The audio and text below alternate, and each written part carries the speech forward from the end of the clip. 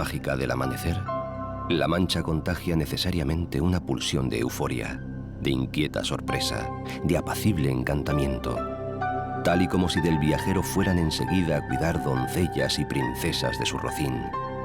Que eso fue lo que sentía Don Quijote, el habitante más augusto de estos territorios, cuando inició una triple expedición que no pudo remediar su locura maravillosa, solo contagiarla a los demás.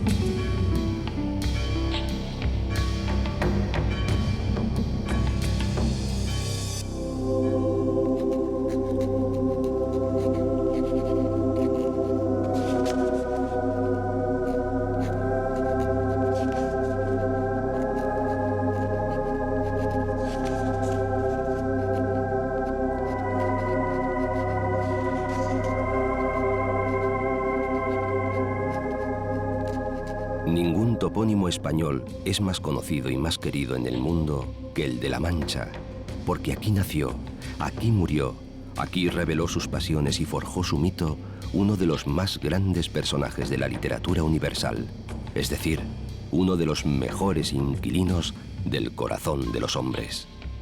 Aquí está el mapa fantástico de un libro que el mundo entero adoptó como propio.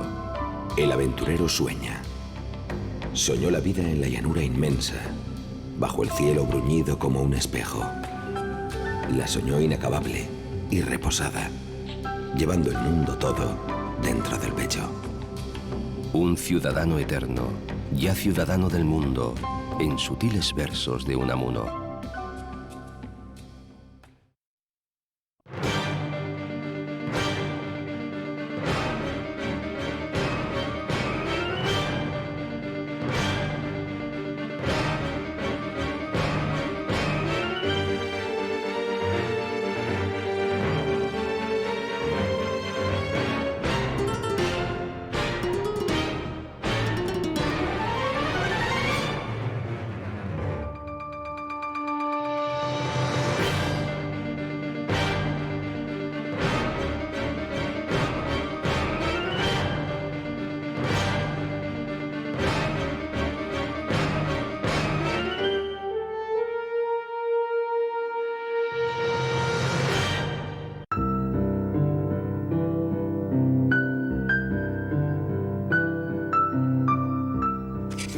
Quiso llamarse Don Quijote de la Mancha, con que a su parecer declaraba muy al vivo su linaje y patria, y la honraba con tomar el sobrenombre de ella. 8 días enteros tardó el hidalgo en dar con ese nombre que alcanzaría fama universal. El padre, el imaginador de las hazañas y malaventuras de aquel caballero de la triste figura, conocía sin duda muy bien estos vastos territorios de la meseta sur de la península ibérica. Paisajes sin límites precisos entre Toledo, Ciudad Real y Albacete, y todavía más al sur, hasta Sierra Morena en realidad. Miguel de Cervantes no había nacido aquí, pero sí debió de viajar mucho por estas llanuras, que entonces eran más arboladas, más húmedas, más salvajes y más solitarias que hoy. De hecho, nunca habla en su libro de tierras yermas y estériles, ni de paisajes desolados. Don Quijote y su escudero Sancho encuentran siempre bosques propicios al reposo, tropiezan a menudo con prados de fresca hierba, descubren fuentes de agua clarísima.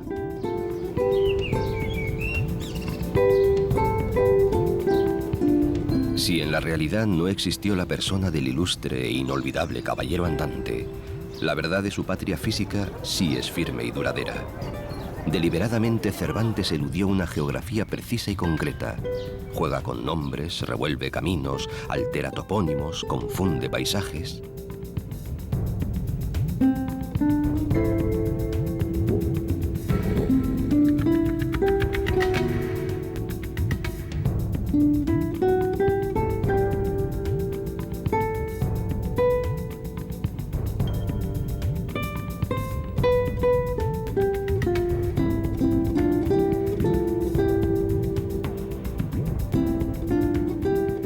razones tenía el vagabundo y valeroso escritor, desde luego, pero la Mancha, la de su Don Quijote, estaba y está en su sitio, llena de poéticas emociones y de rincones mágicos.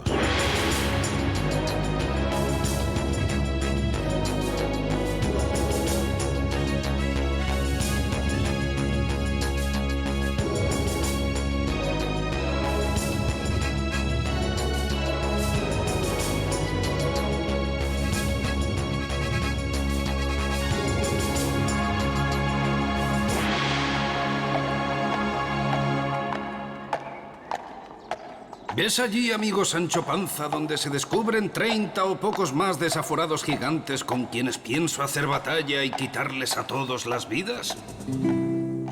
Dio de espuelas a su caballo Rocinante, sin atender a las voces que su escudero Sancho le daba, advirtiéndole que sin duda alguna eran molinos de viento y no gigantes.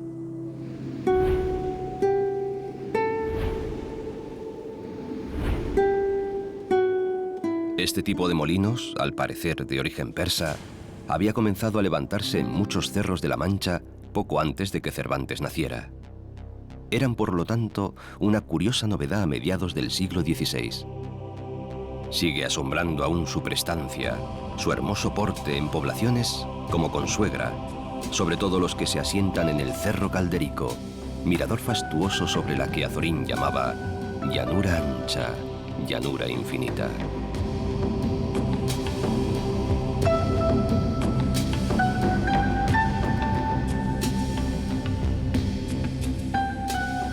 Aislados o agrupados en familias, y cada cual siempre con su nombre propio, quedan todavía en la Mancha muchos molinos, aunque ya ninguno dedicado a su vieja función de moler el grano con el empuje del viento.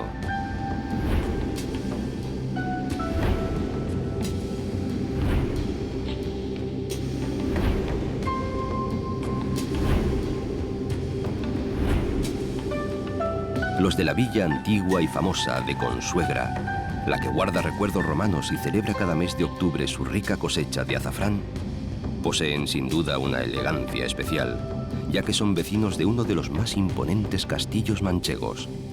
Fue propiedad de la Orden de San Juan de Jerusalén, cabeza del priorato de estos frailes guerreros.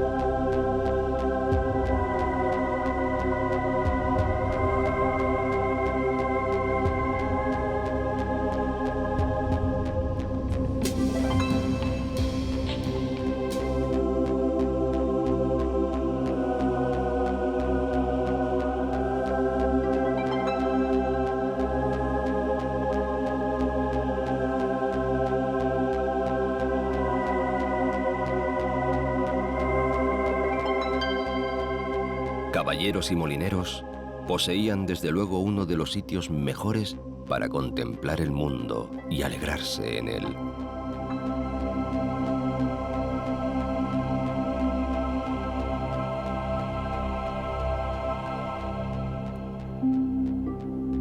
Al oeste, luego de pasar por Madridejos y por Camuñas, donde por Jueves Santo pecados y virtudes bailan juntos, entre Villafranca de los Caballeros y Alcázar de San Juan, brillan unas cuantas lagunas, siempre de dudosa consistencia, como en muchos otros parajes manchegos.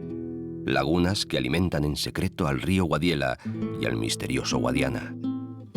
Cuando el agua abunda en sus lechos, se pueblan de hermosas aves o de sudorosos bañistas. Y si no, al menos sus lodos medicinales alivian o curan ciertas dolencias de los peregrinos que a ellas llegan.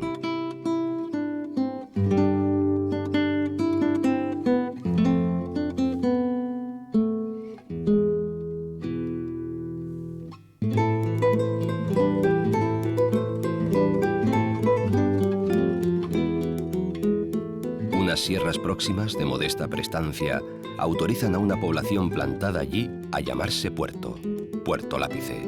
En tiempos de Cervantes se llamaba el lugar Ventas del Puerto Lápice, porque no era sino un conjunto de ventas, de mesones y de posadas en las que solían detenerse los viajeros del Camino Real que bajaba de Toledo.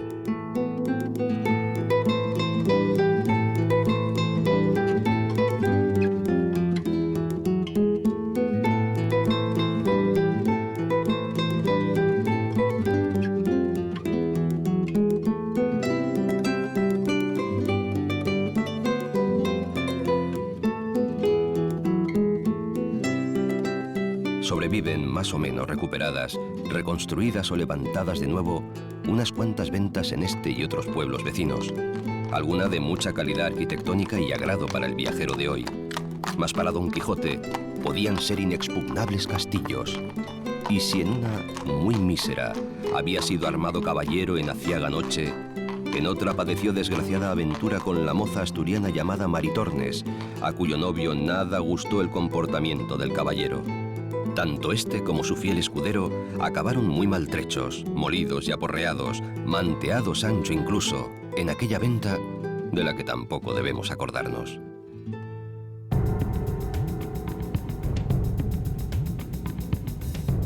Puerto Lápice era un caserío dependiente de Herencia, que hace 400 años era ya un poblado de postín. Y en la misma calzada romana que iba de Mérida a Zaragoza, un pequeño caserío de paso y orígenes celtíberos acabó convirtiéndose en Alcázar de San Juan. Alcázar por haber sido fortaleza mora, de San Juan por los caballeros que la habitaron luego desde el año 1186. Lo mismo que aficionados de otras 20 poblaciones españolas atribuyen el hecho a las suyas, mucha gente de Alcázar de San Juan ha argumentado siempre que fue en esta ciudad donde nació Miguel de Cervantes, no en Alcalá de Henares. Y también, naturalmente, que fue de aquí de donde salió en busca de aventuras su glorioso personaje. Y defienden su tesis, su hermosa e inflexible voluntad, con el mismo entusiasmo con que los vecinos de Campo de Criptana, apenas a una legua hacia el oeste, mantienen que sus famosos molinos del Cerro o Sierra de la Paz fueron los mismísimos a los que se enfrentó el caballero andante en la sin par batalla de su primera salida. ¿Quién lo sabe? Y además, ¿qué importa? Si por otro lado fue todo una malvada, ejemplar y risueña mentira.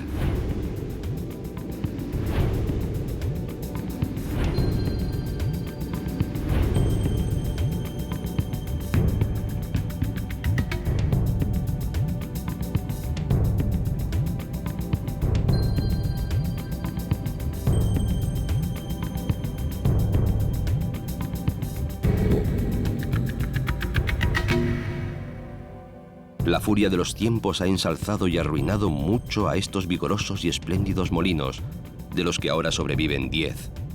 Insólita corona de una villa con muchos otros méritos y encantos.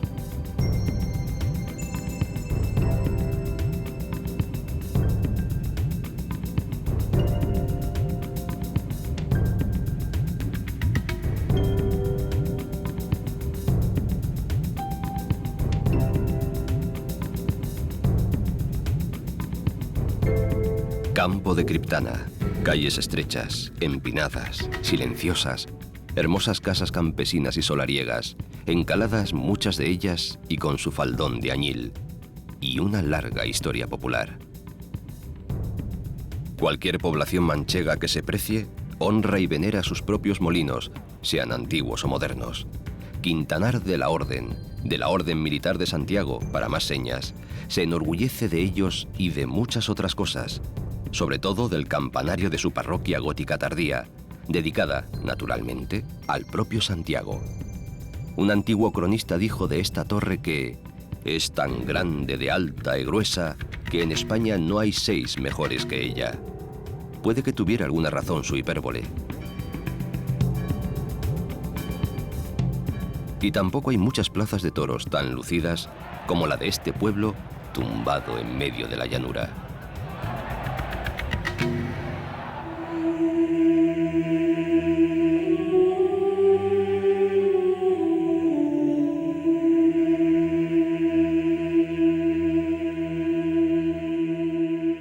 Sucesos más grandes y asombrosos, eso sí, ocurrieron no muy lejos, a una treintena de kilómetros al oeste, ahora provincia de Cuenca, en un pequeño monte al que el rey Pedro I consideró bello. Como Belmonte pasó pues a la historia aquella modesta pobladura arrancada entonces al señorío de Alarcón. No apostaría nadie hoy si es más bello e imponente el pueblo mismo o el fulgurante castillo que tiene enfrente, en el Cerro de San Cristóbal. La historia y la fantasía, la quijotesca sobre todo, se dan la mano para tejer un tapiz tan complejo como asombroso.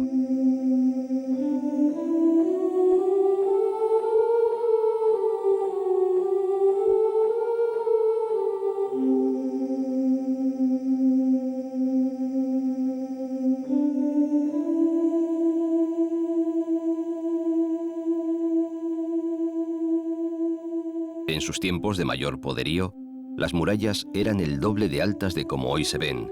La torre del homenaje añadía hasta 9 metros a los actuales. Fueron los reyes católicos quienes por precaución mandaron rebajar tan altas defensas.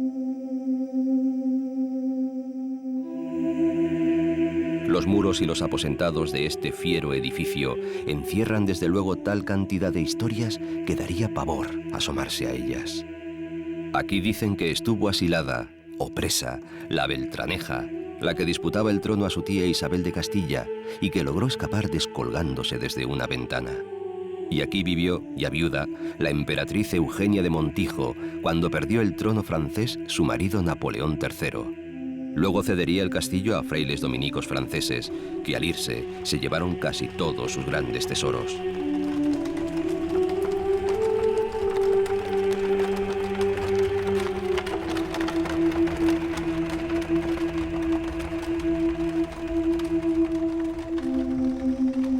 Enfrente, el pueblo conserva muy bien un urbanismo clásico de mucha gracia, mientras recuerda que aquí nació el genio de la lírica clásica española, Fray Luis de León, catedrático de Salamanca y preso de la Inquisición en Valladolid.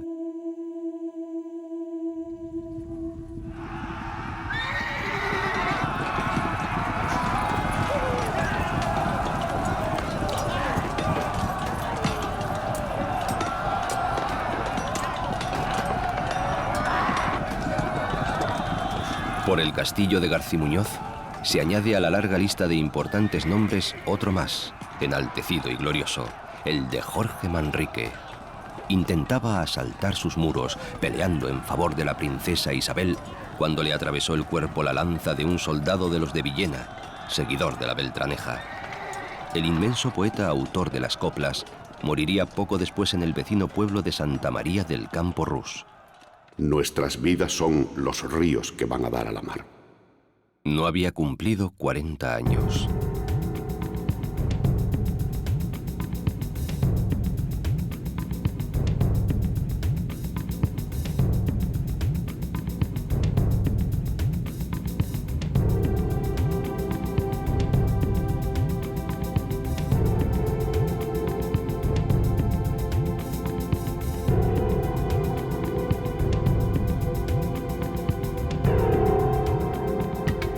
Como si los límites orientales de la Mancha estuvieran erizados de castillos y defendidos por fosos de agua, un quiebro del río Júcar se convierte de pronto en el embalse de Alarcón, nombre que en árabe equivale a la roca, porque se refiere, desde luego, a su erguida fortaleza.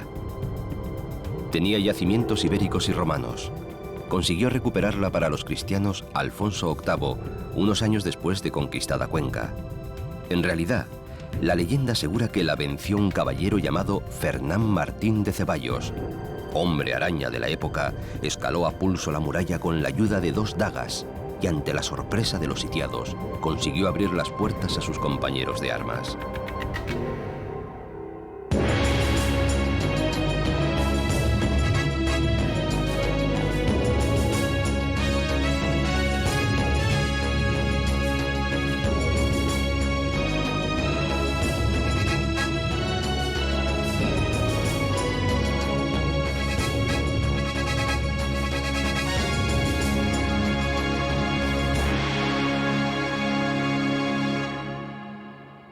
Fue este pequeño, sólido y hermoso castillo residencia muy querida del infante don Juan Manuel, el poderoso sobrino del rey sabio que escribió aquí parte de su abundante obra.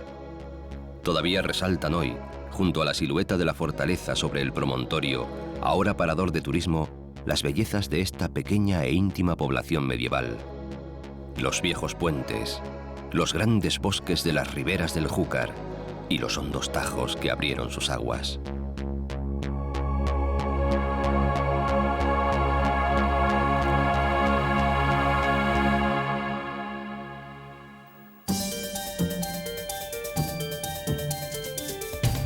Y la gran capital de la llanura, Albacete.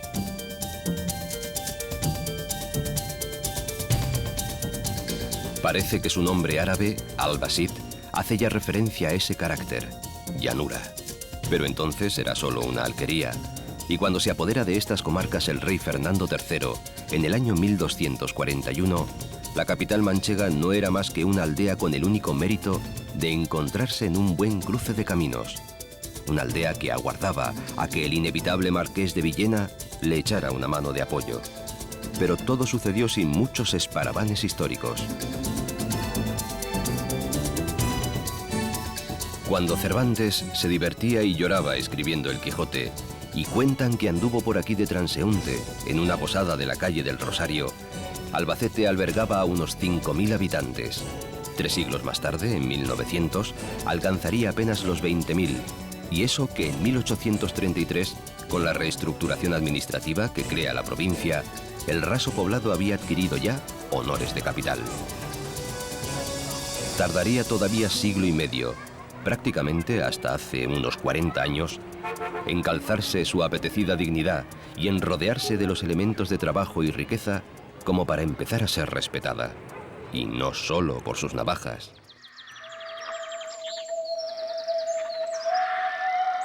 A unos 30 kilómetros a vuelo de pájaro, hacia occidente, se atisban ya las montañas de la Sierra de Alcaraz.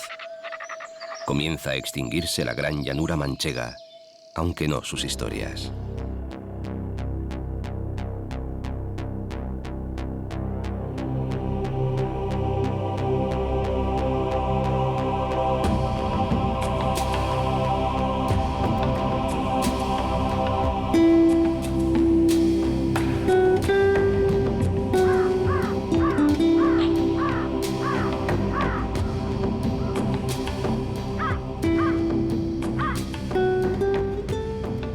Progresivamente, la ancha estepa que se tiende en torno a los 600 y 800 metros de altitud empieza a elevarse por los contrafuertes de Alcaraz y consigue los casi 1800 en picos como el Almenara y el Padrón.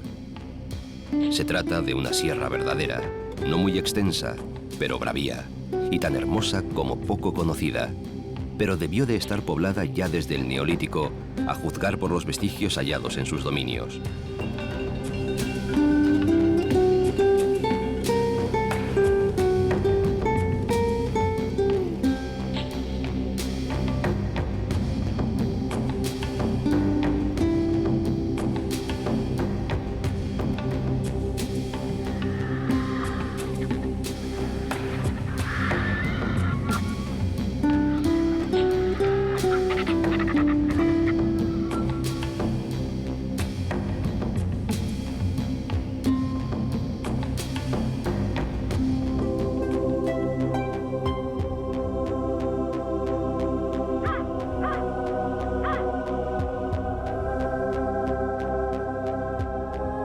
Fue luego tierra de grandes disputas entre islámicos y cristianos, con un saqueo en el intermedio a cargo del leonés Ordoño II en el año 900, hasta que el incansable Alfonso VIII apareció por aquí y unió el territorio a su corona castellana.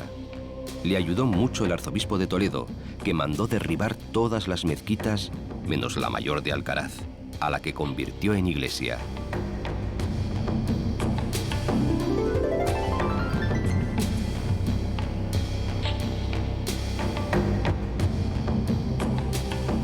Durante varios siglos, hasta la grave decadencia que le sobreviene en el XVI, la ciudad de Alcaraz tuvo poder, lustre y prestigio asombrosos. Asombrosos en relación a lo que hoy conserva. En el cementerio de este pueblo, y siempre con una misteriosa flor encima, incluso de plástico, se alberga la tumba de un legendario personaje que en 1907 fue abatido a tiros por la Guardia Civil cerca de Alcaraz. Era uno de los últimos bandoleros andaluces, Francisco del Río. Lo llamaban el Pernales.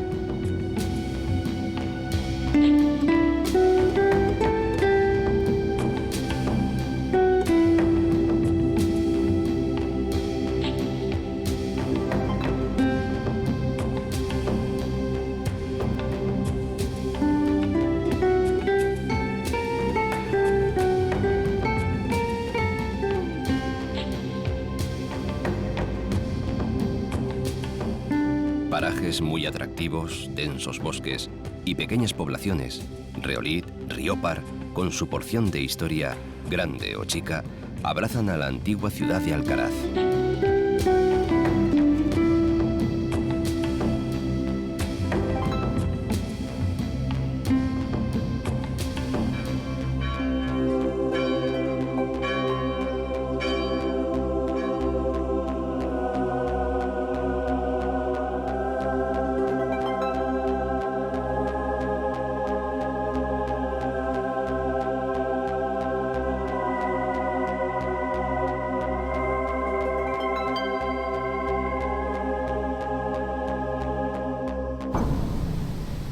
A 8 kilómetros al sur, se oculta, pero ya sin éxito, uno de los parajes más insólitos de España.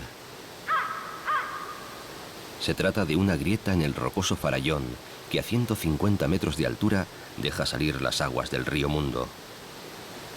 Detrás de la cascada, en las sombras, un laberinto de galerías y lagos.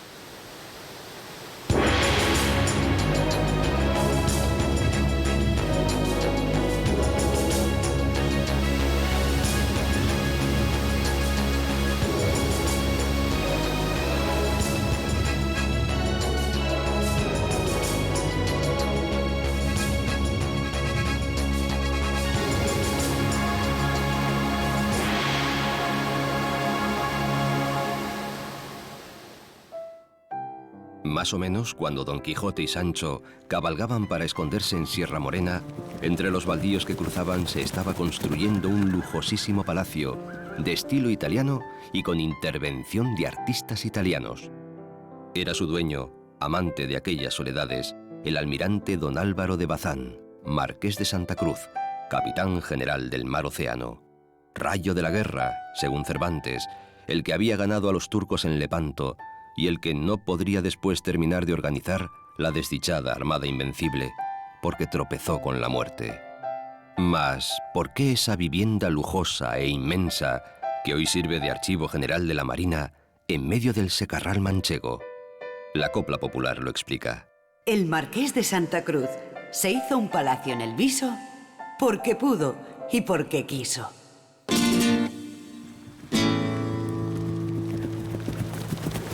Quieren en este punto y orden Don Quijote y Sancho esconderse en la Sierra Morena y salir de la misma por otro lugar alejado de donde los busca la Santa Hermandad, la Guardia Civil de la época, para volver a su pueblo. Su grave delito había sido librar a una pandilla de pintorescos y desdichados personajes condenados a galeras.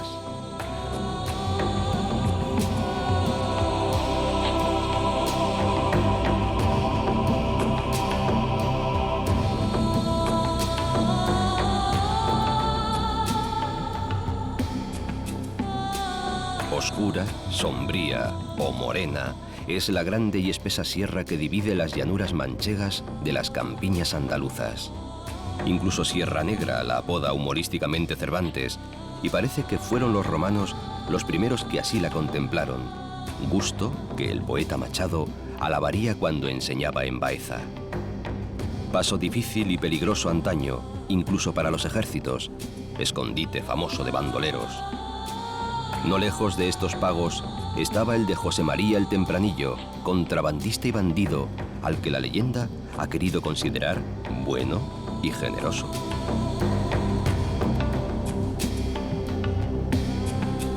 Murió en 1835 con un aura de leyenda que impregnaría para siempre estas sierras.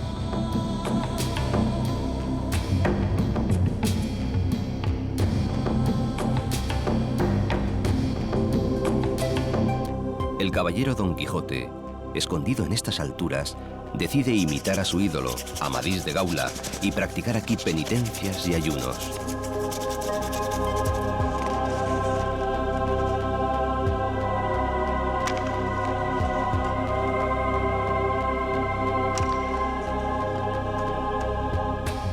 Incluso decide mandar al Toboso a su criado Sancho con una carta para Dulcinea. Y continúa la historia en la sierra y sus vecindades.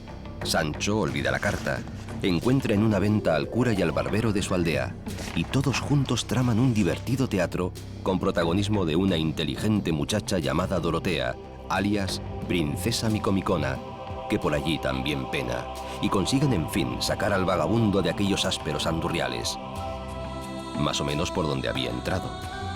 Naturalmente, tropiezan con los guardias, pero tienen piedad de él y de su criado y los dejan ir libres.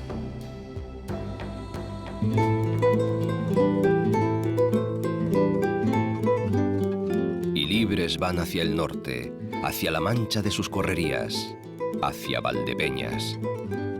Cuando hace 140 años Gustavo Doré hizo en diligencia este mismo viaje entre Almuradiel, Santa Cruz de Mudela y Valdepeñas, tardó menos de una hora.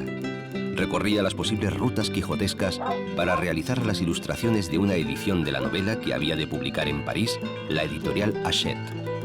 En su relato cuenta el ilustrador francés que solo vio viñas por aquella región, viñas cuyo fruto era ya famoso de muy antiguo. Otros apasionados hagiógrafos han afirmado incluso que hace 2800 años unos pastores plantaron el primer viñedo en el Valle de las Peñas. En tiempos no muy lejanos, cuando se valoraba más la cantidad que la calidad, se producía aquí tanto vino como en el resto de España. Tiene un hermoso tono rojo oscuro, con un aroma muy pronunciado y extraordinariamente espirituoso, cualidad que debe sin duda al suelo pedregoso del país, que ha dado origen al nombre de Valdepeñas. Así continuaba sus ingeniosas meditaciones Gustavo Doré, que debía de ser tan buen catador como dibujante.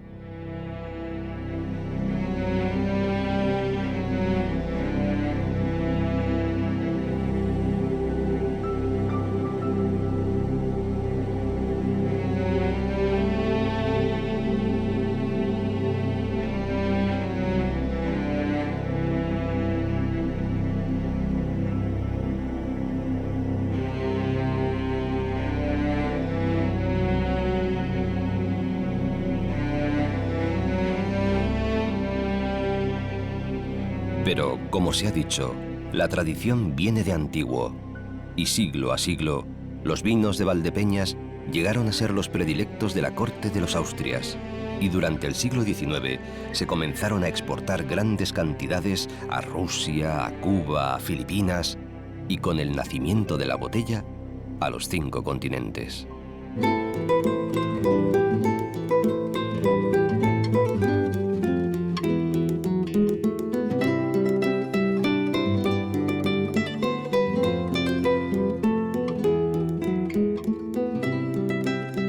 Valdepeñas, de orígenes confusos, tuvo poblamientos iberos, lució en la Edad Media, fue vendida al Marqués de Santa Cruz por Felipe II en 104.985 reales y peleó contra Napoleón, evitando que los refuerzos de su ejército llegaran a los campos de Bailén.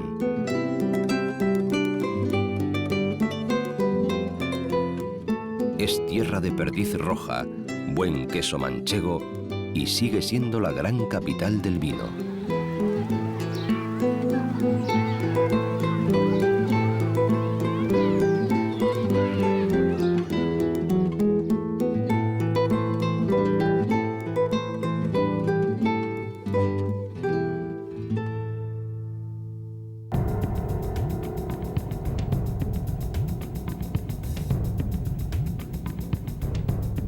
Si vino y cereales han sido los cultivos clásicos de toda la Mancha, en los faldones del campo de Calatrava vibra una ciudad industrial y un poco fantasmagórica. Se sitúa además al borde de suculentos y hermosos praderíos, como si una nueva civilización se sobrepusiera a otra pastoril y tradicional. Puerto Llano que es la puerta septentrional del famoso, casi legendario Valle de Alcudia, conoce su primera industrialización a finales del siglo XIX, con la explotación de su cuenca carbonífera, la cual, todo se ha dicho, había sido ya explotada por los romanos y huellas quedan de ello.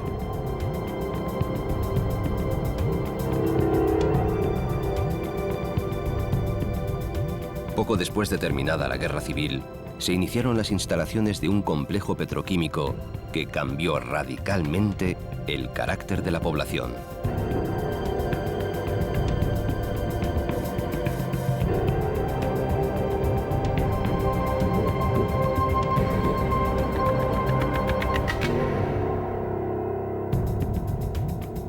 Almodóvar del Campo ha tenido también su categoría y un sólido bienestar económico como centro de la trashumancia de ganado y del negocio de las lanas que se producían en los amplios pastizales y dehesas de Alcudia. Aun siendo lugar de paso de algunas calzadas secundarias que bajaban a Córdoba, la Puebla fue abandonada durante la Reconquista por ardua de defender, hasta que aparecieron por allí con algunos soldados dos arrojados monjes cistercienses, Raimundo de Fitero y Diego Velázquez, antiguos soldados, y se quedaron. Para defender su nueva propiedad y para agrandar sus riquezas, fundaron en 1158 la Orden Militar de Calatrava, que llegó a ser dueña de todos estos territorios manchegos, junto a las de Santiago y de San Juan de Jerusalén.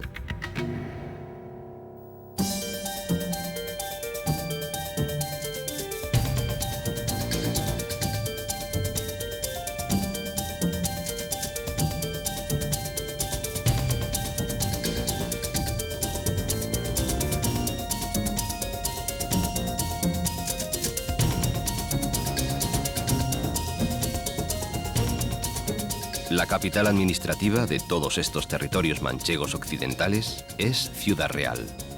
Modesta, tradicionalmente adormilada y apacible, la llegada de los trenes de alta velocidad le ha permitido adquirir un repentino y asombroso desarrollo en todos los campos.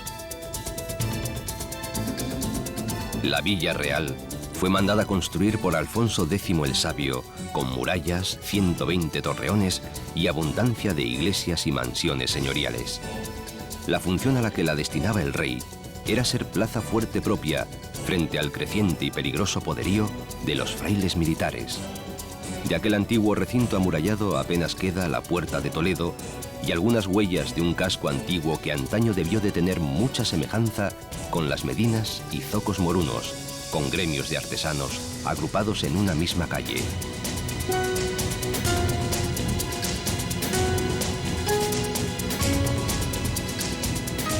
Sancho Panza, al parecer tan sabio en vinos como Gustavo Doré, descubre y elogia con entusiasmo el que le ofrece en una bota el escudero del Caballero del Bosque. Oh, hijo de puta, bellaco. ¿Y cómo es católico? No es deshonra llamar hijo de puta a nadie cuando cae debajo del entendimiento de alabarle. Pero dígame, señor, por el siglo de lo que más quiere, este vino no es de Ciudad Real. Esa es la única referencia explícita que Cervantes hace a la patria capital de sus personajes.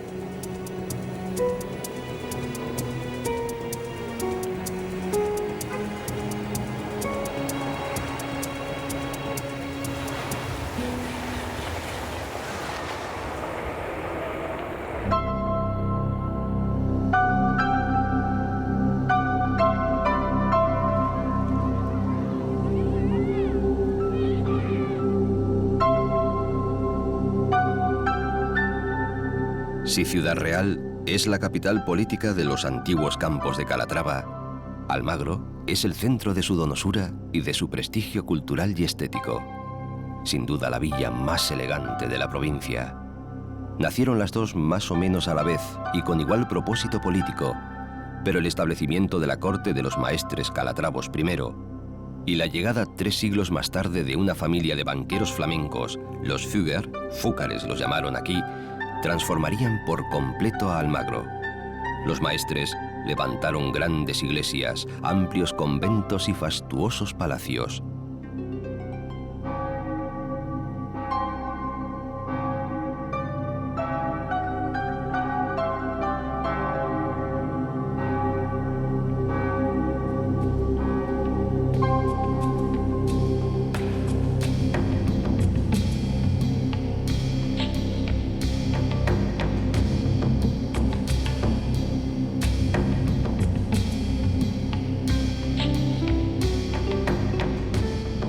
Los emigrados centroeuropeos se dedicaron sobre todo a la explotación de las minas de mercurio, con lo que reunieron una fortuna enorme. Amigos y a la vez banqueros y prestamistas del emperador Carlos I hicieron de Almagro una ciudad insólita, que se aficionó no solo al teatro, con un famoso corral de comedias que pudo recuperarse en 1954, sino también a los encajes y blondas, con fábricas reales propias, y que se llenó de nuevos y lujosos edificios. Los banqueros de Flandes no solo asentaron su nostalgia en esos detalles y en aquellas industrias, sino que organizaron una gran plaza a la manera de las de sus ventosas costas, donde sí era necesario cerrar las balconadas corridas para guardarse de fríos y nieblas. El delicado corral de comedias ha cimentado el éxito de un festival veraniego de mucho lustre.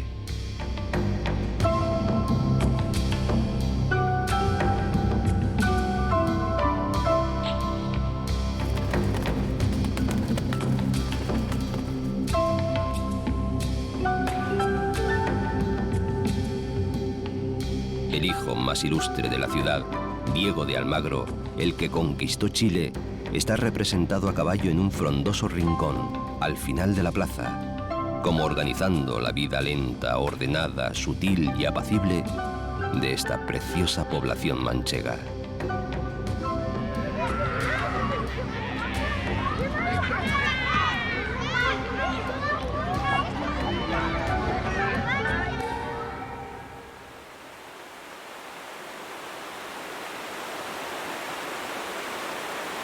El misterioso Guadiana, que corre más por debajo que por encima de estas comarcas, consigue espacios de humedad y verdor entre los caminos trazados a cordel en la llanura.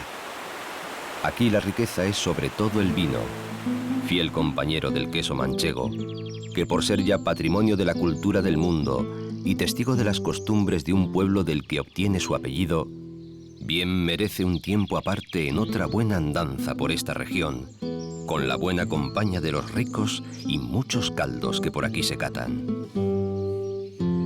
También el Guadiana alimenta la prosperidad de grandes pueblos y de ciudades como Daimiel. La reina María Cristina le dio este título. Daimiel, calatraveña de origen, y como todas sus villas vecinas, espaciosa, cómoda y abierta.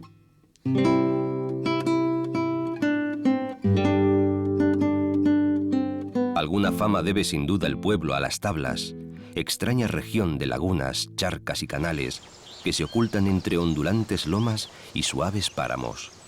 Se juntan dos ríos que viene cada cual por su lado, como es natural.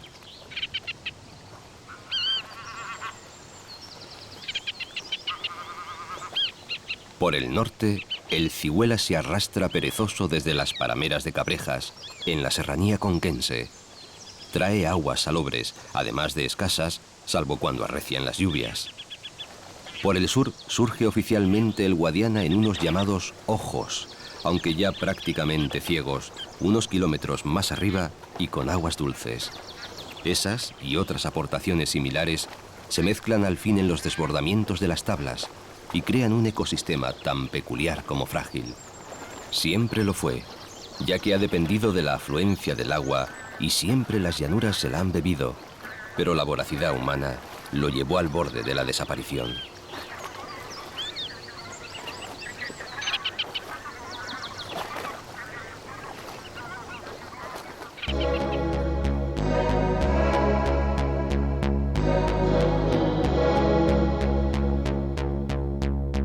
Donde sí puede descubrirse la existencia del Guadiana, aunque de manera también insólita, es en el corazón de los campos de Montiel, en la represa del embalse de Peñarroya, junto a un castillo de origen árabe y la ermita aledaña.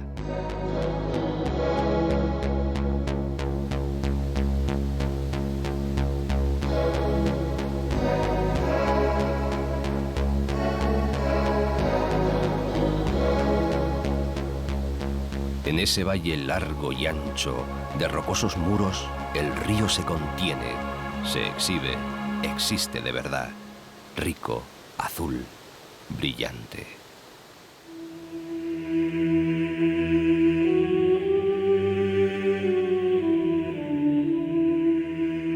Y también un poco más arriba, en las 15 o 17 lagunas de Ruidera, depende de cómo se cuenten, parque natural de única e insólita belleza. Produce tanto estupor como alegría esta sucesión de lagunas que se vacían las unas sobre las otras en una caída de 120 metros de desnivel y a lo largo de 25 kilómetros.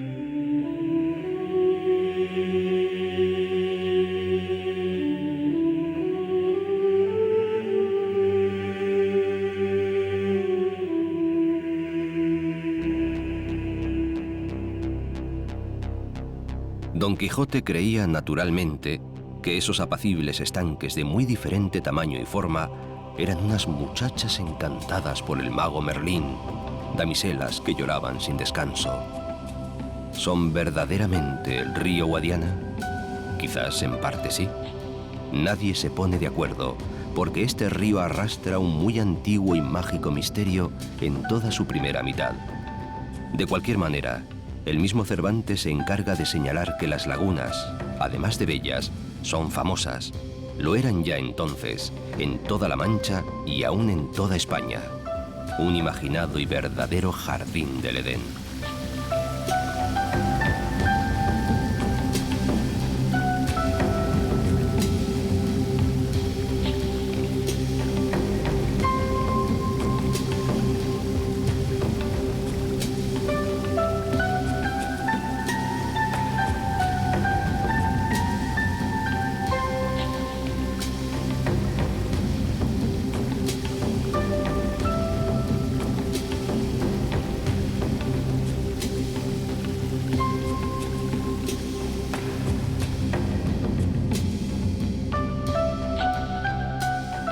Por encima de ellas, en un paraje silvestre de encinas, sabinas y enebros, entre tierras y piedras rojizas, se esconde la humilde cueva de Montesinos, donde el genio de Cervantes despliega todo su poder en una de las aventuras más emocionantes que vive su personaje, al que allí conduce como guía turístico un erudito estrafalario que el autor llama el Primo.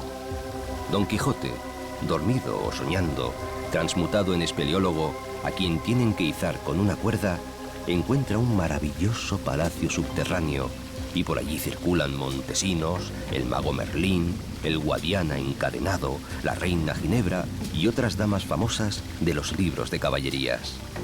Ruidera, con sus lloronas hijas y sobrinas.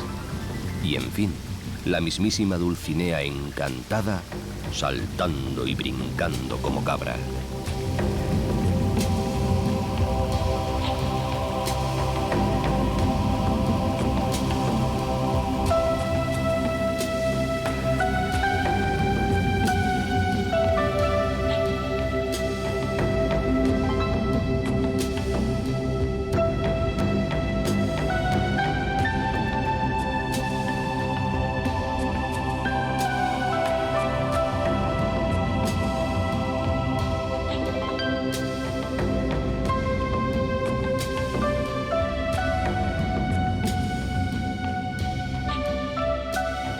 Los espléndidos paisajes que esconde la hondonada del Rosario de Lagunas se han llamado Ruidera por el sonido que hacen las cascadas al saltar los escalones de piedra. El entorno bravío al que el gran libro llenó de magia, los difíciles secretos del Guadiana y su encarnadura, las románticas y literarias ruinas del castillo de Rochafrida, en fin, tantos otros recintos aquí agrupados, figuran sin duda entre los más atractivos de toda la Mancha.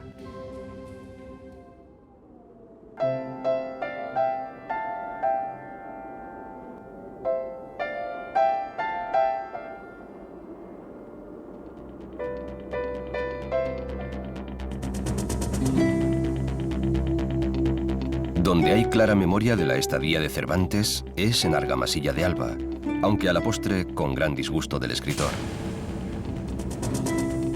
Todavía cuentan algunos lugareños, como este, que trabajaba por aquellos confines como comisario de los diezmos y de la pólvora, y que, por recaudador de impuestos, no era bien visto ni apreciado, lanzó un piropo a una hermana del marqués don Rodrigo Pacheco cuando salían de misa. El exsoldado Miguel tenía ya fama de mujeriego y de aficionado a pendencias. De modo que, muy enfadado, el marqués mandó que lo encerraran en la bodega del alcalde Medrano. Fue en esa cueva donde, sin otro argumento que la fantasía, cuenta la tradición que el escritor comenzó a componer su novela.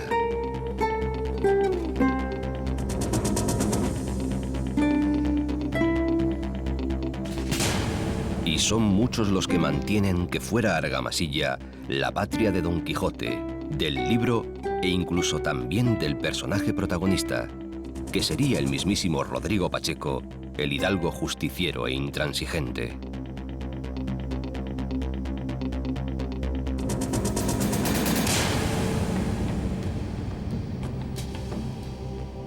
No lejos de las lagunas del Retamar y la Nava, el pequeño pueblo de El Toboso se enorgullece de ser el topónimo más citado en el Quijote, mojón imprescindible de la grandiosa historia.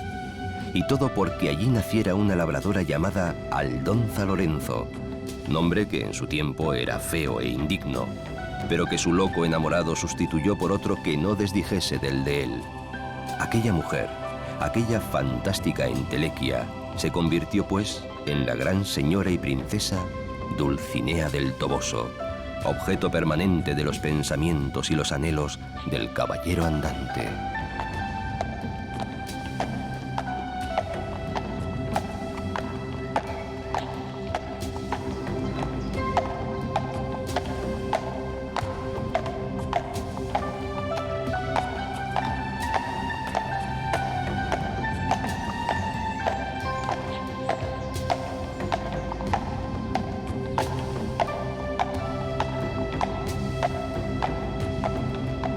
Conforme a la tradición caballeresca, al Toboso manda ir Don Quijote a todos los que son vencidos por su endeble brazo, e incluso a otras gentes que se encuentra en ventas y caminos. Él mismo acude con su escudero a la modesta población, pero tarde, en su tercera salida, y ha de sufrir la triste decepción de que nadie conozca allí el palacio de su señora Dulcinea. Pasados 4 siglos de la invención, la pequeña aldea que al parecer estuvo amurallada en la Edad Media y que albergaba una apacible y laboriosa población de labradores moriscos, rinde hoy homenaje plural a Dulcinea, a Don Quijote y a su autor.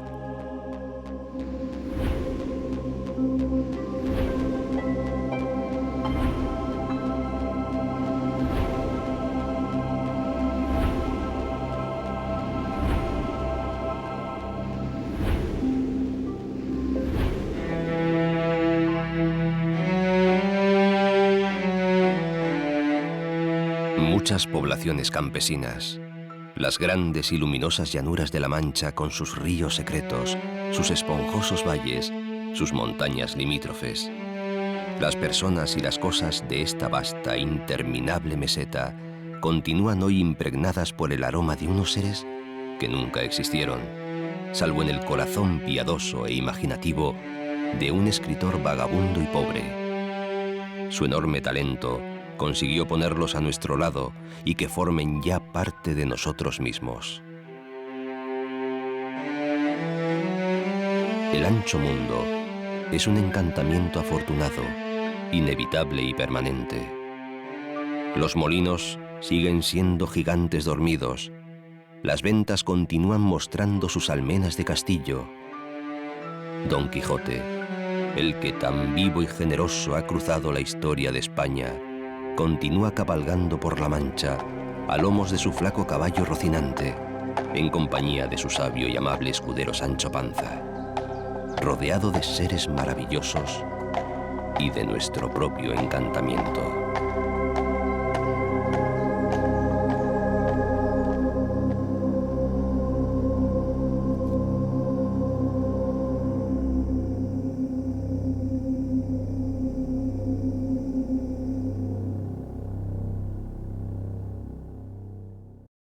Yo voy soñando caminos de la tarde